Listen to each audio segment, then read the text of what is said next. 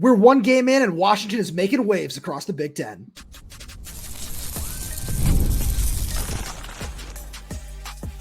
You are Locked On Huskies, your daily podcast on the Washington Huskies, part of the Locked On Podcast Network, your team every day.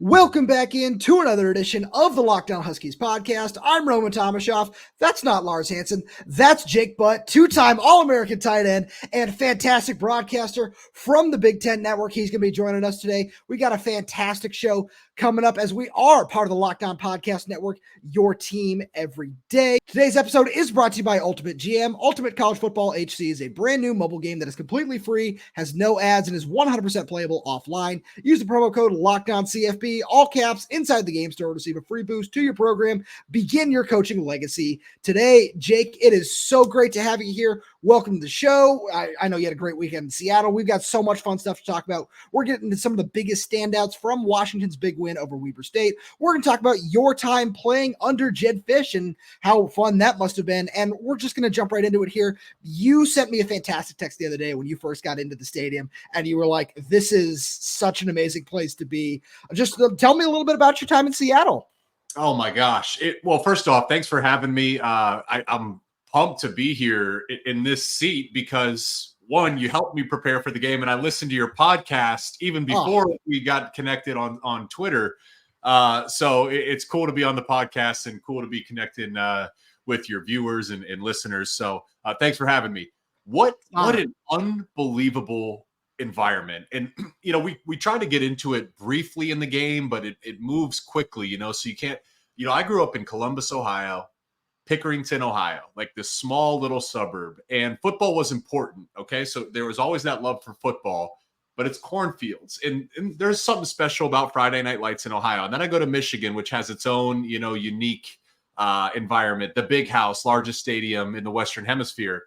And, you know, I got to travel around a little bit and see some cool venues. Everyone said, you know, this venue out there, when you go out to Washington, it's going to be one of the coolest environments you've been in. And we caught it on the perfect weekend, mid-70s, not a cloud in the sky, night game where I just love that transition from summer to fall, the crispness of the air. It was beautiful, beautiful, beautiful. And the fans showed out. We're able to draw, kind of force a ton of penalties there for Weber State, too, a couple snaps. Late. So checked every box. I at this point of venues I have been to, and I love playing at Penn State. I love playing in some of the big, that is the best setting, college or NFL, that I'd ever been a part of. Absolutely stunning. And of course, a big piece of that is you need fans that are passionate about their team. Huskies are passionate about that team. I couldn't agree with you more. It's such an amazing setting.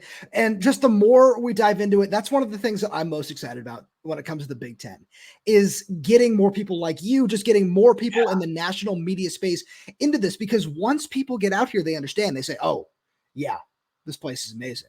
And not only is this place amazing, Jake, that was a pretty fun football game to watch. And it started with Jonah Coleman. Yes. Okay. Before we get into Jonah Coleman, this is another great point where, again, like, I'm coming from the Midwest, and as I'm doing, I knew Washington was one of 6 teams, I want to say, that made the playoffs twice and a national title once, right? I knew Washington had been a really good program. But, you know, in the offseason, you see these Twitter threads and threads going around labeling, like, who are the blue bloods of college football? And Washington their name doesn't get tossed in there, you know, with the Oklahoma, Texas, Bama, Georgia, Ohio State, Michigan, you know, those guys. And what's really cool about this new landscape is tucked all the way up there in the upper Northwest, real far. Now, all of a sudden, this is a whole different exposure of your program to the rest of college football. Part of what makes college football great is it's regional, but that also limits things as well. Well, going forward, like this program and really any program that's in these major conferences has national exposure to an extent they've never seen before. So that's one of the biggest things I'm excited about, not just for Washington, just for the Big Ten and fans in general. Jonah Coleman, I don't want to be a prisoner of the moment, but he could be the best back in college football. And I don't just the stats are one thing, and they'll play better defenses than Weber State, but there's transitional principles, and he did this at Arizona. But you start with the fact he's 5'9", 230, and was carrying defenders, running right through their chest. And I said, okay, that's a power back. I've seen power backs before. Power backs don't have speed or burst like he does. Power backs don't have agility like he does. Like, he has the ability to run through you, but how many times did he start a run left or right, somehow see the cutback, and then on a dime put his foot in the ground and cut all the way across the field? Like, that guy was just rattling off explosive runs all day long. I just came away extremely impressed with his game. He's going to be a handful for teams, and he blocks well too. Another thing that's just real subtle, and it gets missed in a game broadcast. We call it swab in the rib. Like, for these tackles, this new offensive line, as he's coming up and stepping in protection, swab the defensive end, recognize the blitz, and stuff it. This guy is super special, and clearly another piece is his leadership. I think he was one of the guys that carried Quentin Moore off the field. So again, he just checks every box. He's going to be really, really fun to watch for the rest of the season. And it's exciting when you look at this offense as a whole, where some of those cuts that you're talking about, where he's throwing guys into the ground, getting around everybody, showing that burst, where the acceleration, he's just at top speed like that. And for a guy that size, you don't expect him to be able to move as well as he does, which is a really exciting thing. And when we talk about I remember you and I talked about the stable of running backs. It wasn't just him. Cameron Davis looked really good. And then Adam Muhammad too. Like, Adam Muhammad is just a different level of athlete, man. They got a stable of horses back there, and it starts with Jonah. And another thing too is the patience, right? Like, some backs, and this applies to Adam Muhammad as well, because especially young backs, they see the hole open, they want to hit it right now. But the best backs understand you have to give your offensive line time to get off the defense, to get up to the second level, to set that block on the linebacker in the secondary element. That's where the patient comes in, to completely circle the wagons with Jonah. But then you mentioned Cameron Davis, and for him he missed the entire last season, right? After 13 touchdowns in 2022, coming off of injury. Didn't miss a beat. If I did not know that, I'd say, wow, this guy's a stud. He looks completely healthy. And then Adam Muhammad, that one run down in the red zone where it just looked like a flash of color. Like, he got the ball and then up and just running over guys at the second level. It's, at Arizona, that's a top 10 passing offense year in, year out.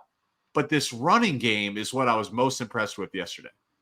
Absolutely. And that's one thing that, we're going to get to the passing game a little bit, especially, you as a former tight end. Decker DeGraaf scored his first career touchdown. That was a fantastic play call too. Great scheme. And we'll talk more, but the best playbooks, you want your 5 best plays to mirror your next 5 best plays. Meaning, if you're running jet sweep, you'd love to have some play action off that jet sweep. And the DeGraaf touchdown, they had been going with jet sweeps and these little push passes to Giles Jackson. And then here comes Denzel Boston across the formation, a guy that was red hot all day. And you bring in Decker DeGraaf, and he sneaks there and bluffs it. Everything to the defense looked the exact same as a jet sweep until he slips them and you scheme open an easy touchdown. And to me, that is a credit to Jedd Fisch. It's what Washington fans will be excited to see. It's historically been an explosive offense for the Huskies, and you can expect that once again with Jedd. Well, I can't think of a better way to talk about your segue to playing under Jedd Fisch then. So let's get there.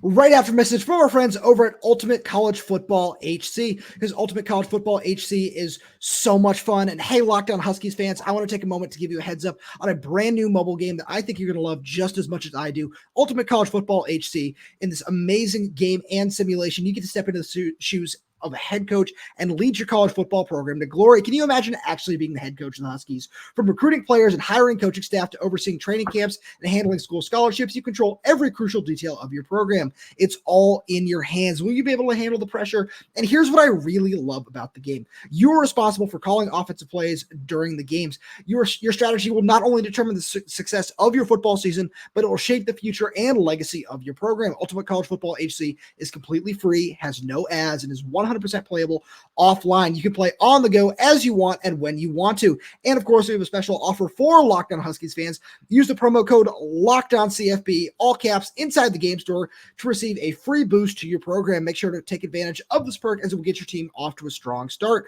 To download the game, just visit ultimate-cfb.com or look it up on the app stores. Ultimate College Football HC. Begin your coaching legacy today. So, Jake, you played for Jedd Fisch at Michigan.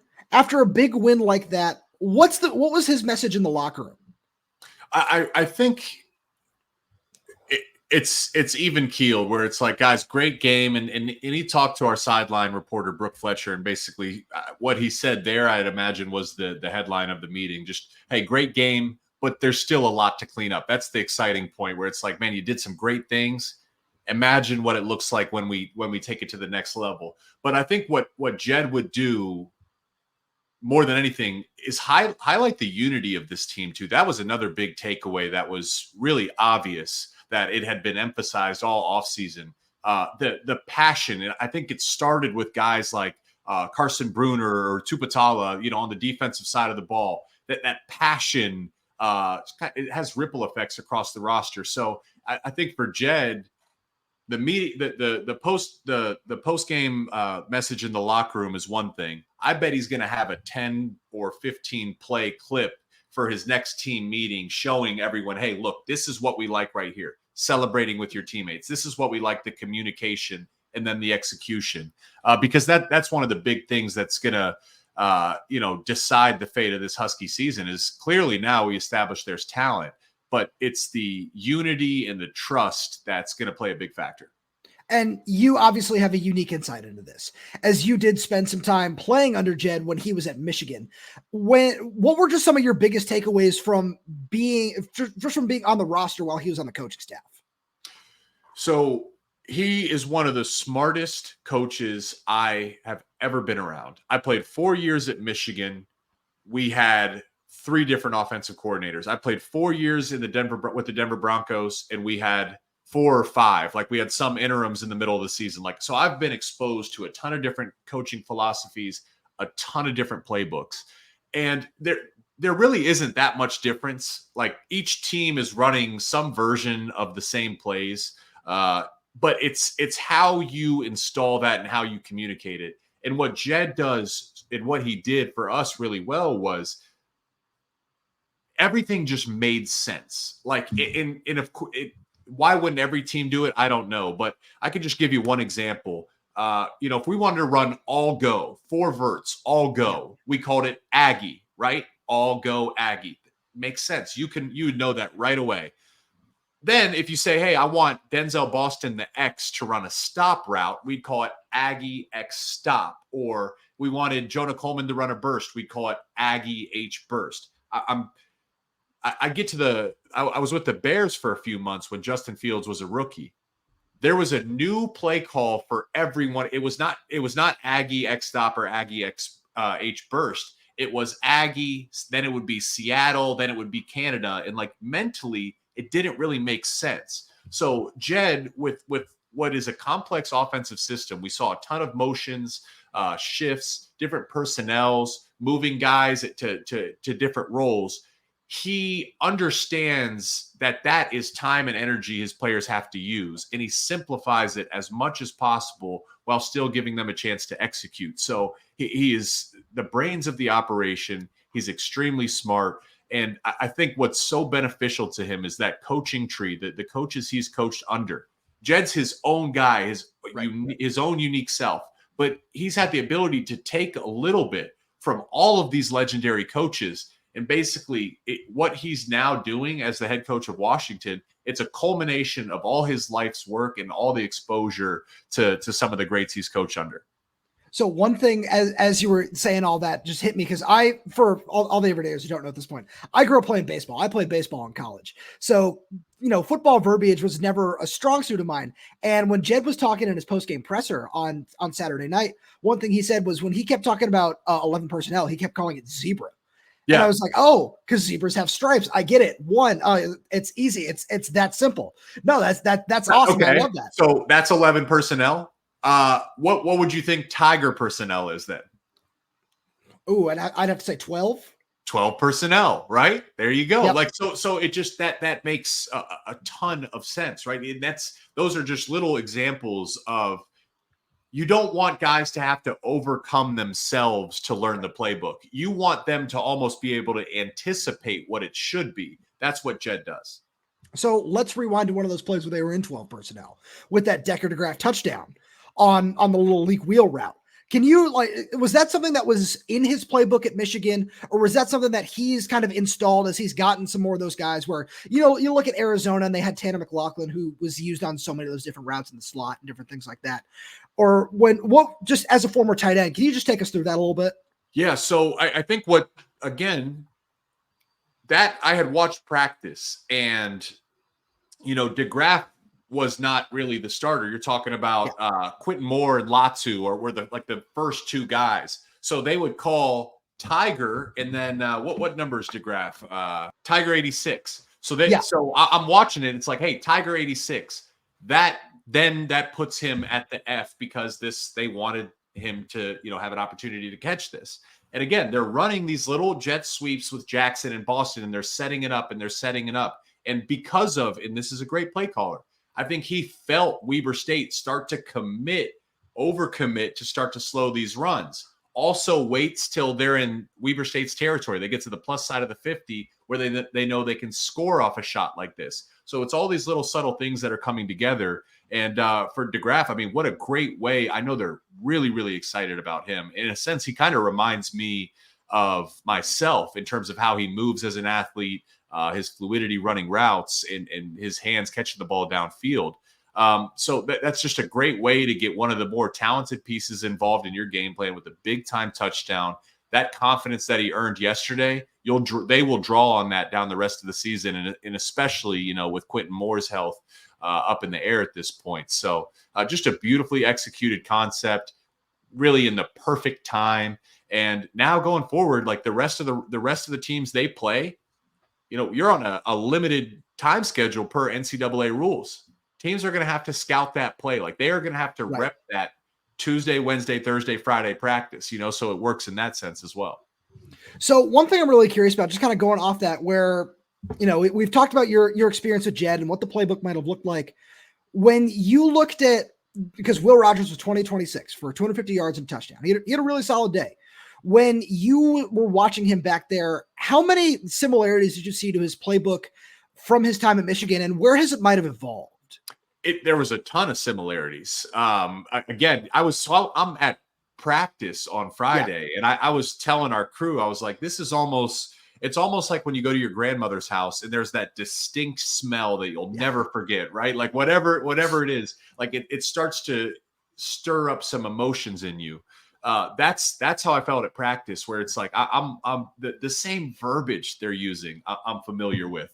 And really, it's cool to see Jimmy Doherty, the quarterback coach. He was there at Michigan with me as well. Right. Michael Switzer, I think he's a quality control or offensive analyst. He was there with me at Michigan as well. So he's just done a great job of surrounding himself with brilliant minds. And that's, when you think about a head coach, everyone would ask me why Jim Harbaugh was able to turn around Michigan as quickly as they did. My freshman and sophomore year, we went 7-6, 5-7, and then we go to back-to-back 10-win seasons.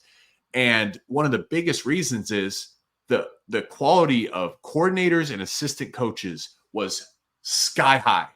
Well, look how much NFL experience there is on this staff, right? You talk about bringing in Steve Belichick. That Belichick name holds weight. All of a sudden, too, Jedd, because of his relationships, you got Pete Carroll walking around at practice. You got Bill Carroll walking around at practice. We were told Richard Sherman was at the game yesterday, right? Ephesians Prysock should get his number, right? Like he should be talking to him on a day-to-day basis. These are things people remember how you make them feel. And like these are the certain things that Jedd is investing in right now, where there's a huge hole after a 14-1 successful season, max exodus of players and coaches. There's uncertainty. Jedd has wasted no time filling that hole and making this his own. I just get a really good feeling about, the direction that he's got this team headed.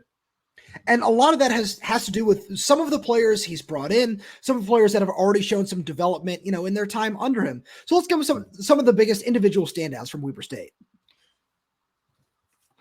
Right after a message from our friends over at 5 Hour Energy, because 5 Hour Energy is so helpful for so many things. Like if you need to tackle a to-do list, because 5 Hour Energy fixes tired fast. Whether you have a long list of things to do for work or a list of DIY projects to tackle at home, take a 5 Hour Energy shot so you can check everything off your to-do list. If you're like me, you always have a large list of projects for the home. When you get your supplies for the project, do not forget the most essential supply, which is a 5 Hour Energy shot, because with zero sugar and a convenient portable size, it's the perfect pick-me-up for getting stuff done. The 5 Hour Energy website has flavors galore like watermelon, tropical burst, grape, berry, and more. There is a flavor for everyone, and you should try them all. On the site, you even have the option to build your own 12 or 24 pack. You choose the flavors and it's delivered right to your door. If you go to 5hourenergy.com, that is the number 5hourenergy.com, and get some 5 Hour Energy product today. You can use the promo code LOCKEDONCFB to receive 20% off your order. This offer is only valid until September 30th on one order and cannot be used with other promotions.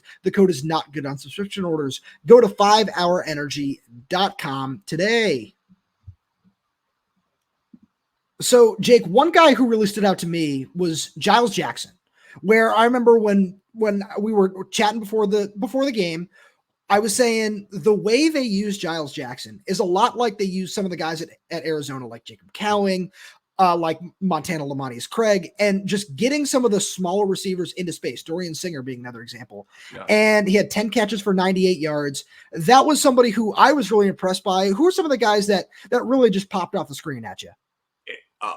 Giles Jackson, for sure. I know we talked about Jonah Coleman, and just another subtle piece of the Giles Jackson is the understanding too of, hey, you're replacing the Joe Moore Award offensive line from last year. You have a mixture of young guys and transfers. So naturally what, Jedd told, hey, we don't want these guys to sit in the pocket for 7 or 8 seconds. Let's get the ball out quick. And he also feels he has great playmakers that where he does get them the ball, they'll make the plays. Jonah Coleman, Giles Jackson. Next guy in line, you could probably guess it, Denzel Boston. Just really, really impressed. And you can see very early in that game, Will Rogers was looking his way. Fourth down, right. I didn't necessarily like the fade route there. That's kind of like a hope and pray rather than I felt Jedd, in the offense had a chance to maybe run a different concept. But regardless, there's Will Rogers looking Denzel Boston's way. That guy's got the size, the speed, involved in special teams as well. Teams are going to be scouting him, and I think from there, Jeremiah Hunter will be the next guy to step up. Right when they start to overcommit, would love to see him get some catches and production. The every running back that stepped on the field. I mean, gosh, Adam Muhammad as a freshman, my goodness, does he have some juice? Damon Williams. We saw some really good freshmen yesterday. Damon Williams, yeah, we heard the twitch. Yes, he is electric. Absolutely. Adam Muhammad, we talked about Decker DeGraaf. I think Audric Harris might have had one catch. He was involved as well. So a lot of youth, a lot of guys stepped up. And I'll say for the most part, the offensive line did well in terms of protection. And they shuffled these guys. I'm looking at Enoch Vamihi. He's playing guard. The next thing I know, he's playing tackle. And in comes Landon Hatchett. And as a part, he's going to the other side of the formation. Like, that is not easy for guys to just flip in their head to go from inside to outside. So overall, the offensive line held their own against, look, Weber State. They're not Ohio State. They're not Michigan. But the most experienced unit on their team was the defensive line. So that was a test in and of itself. And just for the offensive side of the ball, those are the guys that jumped out. So one thing that when you're talking about Denzel Boston, one thing we noticed rather quickly was that Weber State was really committed to making sure he was not getting open, where there were multiple times early on in the game where it looked like they were bracketing him. Yeah. And he still found a way to get open, 776 for a touchdown. He still ended up with a really solid day. One thing that, you mentioned Enoch Vamihi, seeing like that experience, especially when they, kind of a surprise that 2 other tackles were out, and Maximus McCree and Elijah Jaquette, where all of a sudden the offensive line depth was really thin. And I certainly agree that I still think there's absolutely room for improvement, but what they showed in week 1 was very, very promising compared to, as you said, losing the Joe Moore Award winning offensive line. And it all works together. Like, Lincoln, we're up in the booth with Lincoln Kennedy, and I just wanted to ask him where it's, how great the offensive line has to get fired up when they see Jonah Coleman get hit at 7 yards and run his feet until they're at 12 yards. They got to get fired up when Will Rogers, he took that one sack on first down right before their 2-minute drill in the second. But aside from that, Will Rogers was smart when he needed to tuck it and run. There was a few times where he just flipped the ball out and they were avoiding. Yeah, the one to Cam Davis. They really avoided negative plays, right? I mean, did you feel that as well? I think that's one of the big things for Jedd is they were one of the best first down teams in college football last year. Yesterday, they avoided negative plays, which, week 1, that was a theme for a ton of programs yesterday. Right. They weren't all clean. For the most part, Washington was. Yeah, that was a huge thing where it felt like they were staying ahead of the chains. And that was just so important when the biggest question about this team has been the offensive line and what's that going to look like. And that was just such a solid start. But we also need to make sure we hit on this defense where the first guy when we started prepping was, you said Thaddeus Dixon. Like that guy just off the screen. And for me personally, I've been on him since he transferred to Washington from a junior college before 2023. And I was like, yeah, this dude's got the size. He's got the almost overly aggressive sometimes mentality and man coverage. And to see him put it all together last night just seemed like a fantastic sign of things to come. Really, the secondary as a whole played great and tackled really, really well. And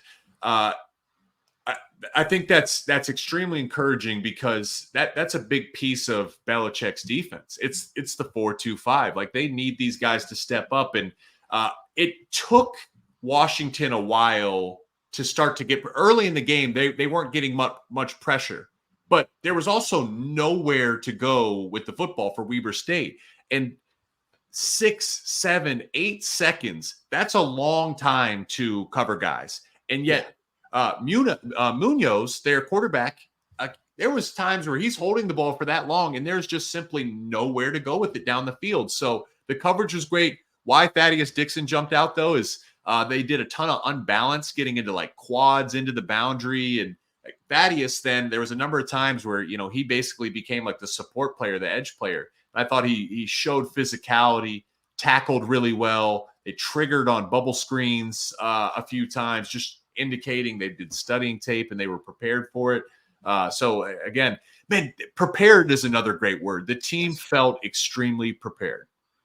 And that's one of the fun things about just this coaching staff as a whole is it's so disciplined and they just know their roles all so very, very well. And especially on the defensive side, that starts with Belichick, where they certainly stuck to a lot of the somewhat vanilla stuff in terms of what they've shown at practice. In terms of, we didn't see a whole ton of stunts. We saw Alphonzo Tuputala get home on one of those. There were a couple of other ones where he got some pressure. Munoz did a really good job avoiding sacks. Yeah, where I thought it could have ended up being a 4 or 5 sack game at certain points, but he did a really good job getting out of pressure. But just seeing some of the ways that Washington can hit home with some pressure up front is a really promising thing going forward, in my opinion. They found something in that NASCAR personnel where, they took out all their bigger bodies in Valdez and Bandez, and all of a sudden, you got Isaiah Ward and Zach Durfee, but then they were bringing in another linebacker type body in that 230 to 240, 50, 60 range. And then they walk up their two backers, Carson Bruener and Alphonzo Tuputala. So you have this 5-0 look where there's these hybrid bodies. None of them are in a 3-point stance, and they're just running games and just confusing the Weber State offensive line. And what happens is, you might run a game where, someone's lined up, Zach Durfee might be lined up way outside to the right, and then he's going to, come back underneath late towards the center. What was encouraging from that is you have to anticipate the quarterback is going to be flushed from the pocket. So then the other rushers were disciplined with their rush lanes for the most part. So I think that's going to be a big piece of this defense situationally. Third down, when they need to get some pressure on the quarterback, it's going to be that NASCAR personnel. Yeah, it's when I really enjoy it when they have one of those bigger edge guys in the middle too, whether it be a Deshaun Lynch or the Voit Tanufi at that zero technique where he's still in a 2-point stance. And I know it's something that, the Packers started trying a whole bunch of years ago. And it feels like this is a really exciting way to do it where, we're seeing in one of those inside linebackers playing out in the 9 and they'll drop, whoever it is, Carson Bruener, along with a safety playing inside linebacker too. And that's one of the really fun things that we're going to see from this defense throughout the season is just all the multiple looks. And I feel like we saw a decent amount of them last night, but did you still feel like there's more left in the tank for this defense? Yeah. And it's, again, like it was a clean game, but Weber State was able to find some success running the ball, and particularly just for whatever reason, it was like a run right off the right tackle. I don't know. I don't know why that play was consistently so successful, but they were able to break some explosives off, and when they stopped themselves a few times with first or second down penalties or third down penalties. Early in the game, they were winning the early downs and getting ahead of the sticks, which they were able to use to their advantage. But another indicator, what Weber State's offense is the modern RPO system. These are very small playbooks, right? There's maybe 10 to 15 plays, and they window dress them to have 50 or 60 pages in your playbook. But what a good defense should do as the game goes on is, okay, you beat us the first 2 drives. That's when they had some success moving the ball. By the end of the game, they were anticipating. I can't remember who it was. I want to say it was Thaddeus Dixon, but it was one of the corners. Maybe it was Jordan Shaw. They tried to run that little bubble screen out to the flat. Oh, that was Jordan Shaw. Yeah. Bam. Popped him. It's like immediately the ball snapped. His cleat is in the ground. He triggers. And that's just with the newness on this team. There's a lot of seniors and a lot of upperclassmen, guys that have played ball, just not starting for Washington. And these guys, you started to see that experience and instincts on the defensive side of the ball more and more as the game went on. Jake, this has been absolutely fantastic. Thank you so much for being here. Thank you all the everydayers tuning in. We really do appreciate your constant support. And now, because we really do appreciate that you make Locked On Huskies your first listen of the day, now go check out the Locked On College Football podcast. From NIL deals, never-ending conference realignment rumors, our guy, Spencer McLaughlin, gets you ready for an exciting season on the gridiron. You can find the link to Locked On College Football in the description, so you don't need to search. Part of the Locked On Podcast Network, your team every day. And Jake, like I said, it's been so great having you here. Again, thank you so much for doing this. I'm sure all the Husky fans really appreciated your insight, and we're gonna have so much more fun stuff coming like this throughout the season from hopefully a whole range of guests just like Jake. And the best way to make sure that you're up to date on all of that is to subscribe to Locked On Huskies wherever you get your podcasts, whether that's YouTube, Spotify, Apple Music, Amazon Music. We're there. We're everywhere. We're updating this channel with new content every single day. So please make sure you hit that like button, click that little bell so you never miss when we post a new video. If you have any questions, comments, concerns, drop them right down below in the comment section. And if you're audio only, please give us a 5-star review, as it does help us out a lot. Thank you so much for tuning in, and we'll talk to you on Wednesday.